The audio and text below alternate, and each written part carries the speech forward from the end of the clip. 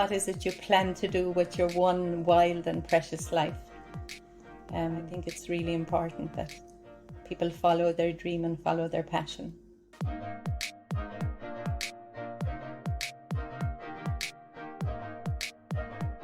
Frances Nicole, and I'm a presentation sister. I originally grew up in Taita, and I'm back in Taita now, after many years away from Taita, around New Zealand and different places, yes. I'm Regina Daly, and I'm a presentation sister based in Taita, but I come from Ireland, which is rather obvious. And I was born in the southwest of Kerry, part of the Ring of Kerry.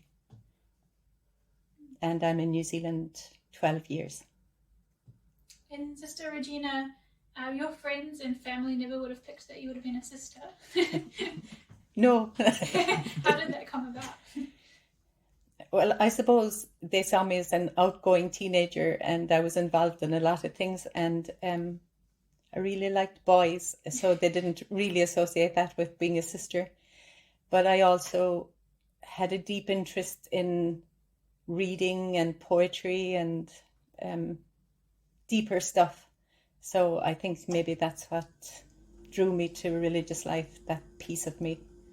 But yeah, I was aware the wildness was there, and so I was a bit resistant about the call to religious life. But here I am 42 years later. So. And Sister Fran, your call kind of came through a time with the Carmelites, I think you mentioned? Yes, when I was young, I went over to England to visit my mother's family, and my mum's best friend was a Carmelite sister in Darlington, and I was invited to go and stay. They had a house for lay people. I was invited to go and stay overnight. I was a bit daunted.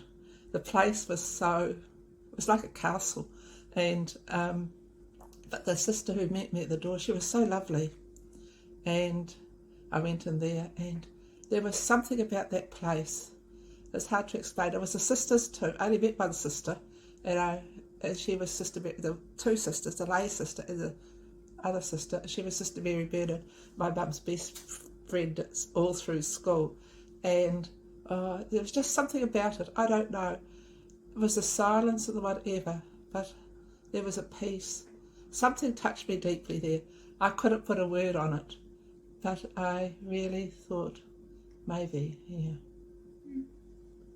And both of you have mentioned how the story of your foundress, Nano Nagle, really struck you. What exactly drew you in about her? I loved the story of Nano when I heard it first, because her family sounded normal. There were a few of them, and she was always, she had a wild streak, and I think I identified with that wild streak. And also her love for the poor, like that was so strong, and the influence her sister had on her, and I think too her life in Paris was very attractive. When I was a teenager, I thought, gosh, that's so it was that side of me identified with her social life, and that she was like that, and yet she was drawn to something deeper, and in responding to the needs of the people in Ireland, particularly the children in Ireland at the time. In Paris, she was going to parties and things like that? Yeah, she was. Yeah, she was. She had a good old time in Paris.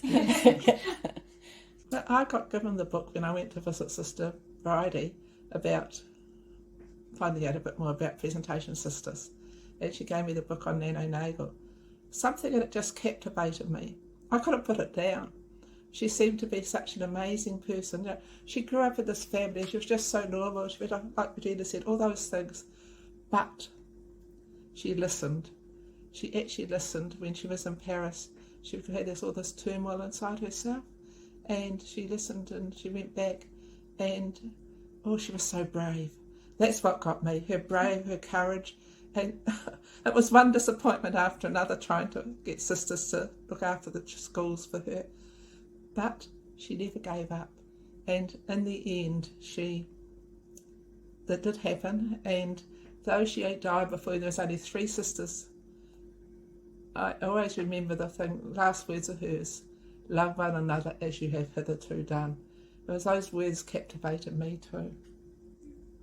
Can you explain, I've talked with Sister Noreen about it, but can you explain a bit more about the climate in Ireland at the time of Nano Nagle? Well, I only read about it. Yeah. But it was, to me it sounded like the English, and I'm of English descent, the English really were putting the Irish down, and they wanted not to have any education or any religion so that they couldn't rise above being poor. And I saw Nano as this kind of saviour, really, yeah. Mm. Yeah, it was a very difficult time in the history of Ireland. It was the time of the penal laws, so Catholics really couldn't practice anything much, and certainly couldn't be educated. And so that was the piece that really broke Nano's heart when she saw that the children weren't really being educated, and she knew that education was the key for freedom for them. So, yeah, but it was a really hard time. She certainly, like Fran said, had great courage, because when she did what she did, she would really have been in danger of being put in jail or even worse. And she would have known that, and her family knew that. So she certainly had tremendous courage, and she had a great ability to pick herself up when things went wrong. She dusted herself off and looked and prayed and reflected to see what would be the next step. And she started 7 schools or something like that? 7 schools. In a time where education and Catholicism was not really accepted. Yeah, that's right, yeah. Didn't exist. It was very courageous. Do you have any advice for young people who might be discerning religious life? Yeah. I think if somebody's discerning religious life, there's something in them that's been called, and I think they need to honour that, have many conversations, visit people, visit places, do what you did in your journey. I also think when I was entering, somebody said to me, make sure you have your nets before you leave them, like Peter had to leave his nets when Jesus called him. And I found that good, to actually go and get some work and do some, have an experience in life before actually making a choice to join religious life. And particularly so now, I think, because we live so much longer, it's going to be a long commitment, so it's good to check it out well. And I would say, have courage and take the risk. If it works, great, and if it doesn't, you know that you've tried it out. So, but I would say if anybody is curious at all, there is some little seed set already in their hearts. I'd add to what Regina's saying. I just think being open to really listening what's going on inside, because there is something there, and just listening. And also finding out about different congregations is important, because the congregation, there will be something that will really touch your heart, touch my heart at the presentation, Nano Nagle, something about the congregation that will really touch your heart, and you'll know. That's what I would say. Well, you'll know that I only wanted to give it a go. Me too. Yeah. I think that's what most of the sisters I've talked to have said. Yeah. Like, I was just going to get it out of my system. Yeah, that's right. Yeah. I'm still here. Yeah. So, but I think you'll know, yeah. Mm-hmm. And Mary Oliver's quote from her poem, "What is it you plan to do with your one wild and precious life?" And what we do with our hearts does affect the universe. So I think it's really important that people follow their dream and follow their passion. And also, if you give it a go and it's not for you, you've learnt something from that too. Absolutely. And it won't be there having, should I or shouldn't I?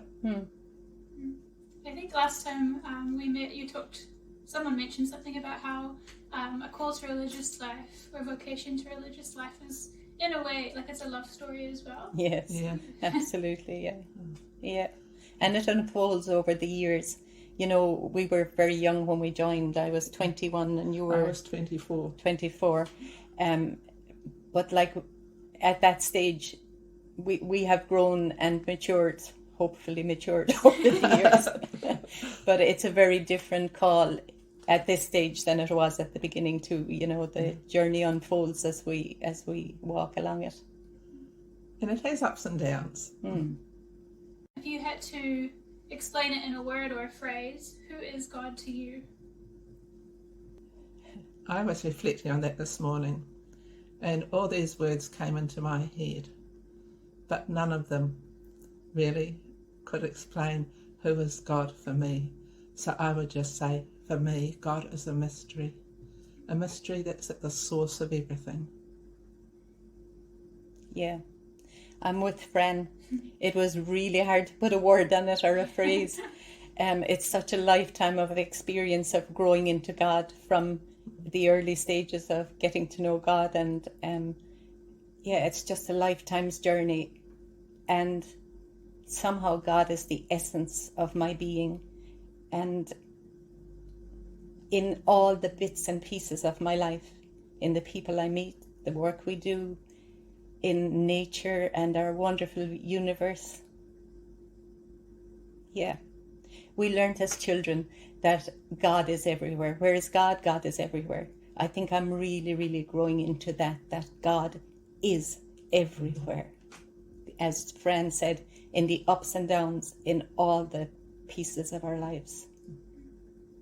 Well, thank you. Unless there's anything else you want to add? I'd just like to add a blessing for your journey, that it goes really well for you, and to thank you for following the spark that you had in your heart and being so concerned about other young people, that they would also get an opportunity to explore some of the congregations in New Zealand. And it was clear, became more clear to you where you were being drawn to, but you continued the journey and are willing to have a website for others who are searching.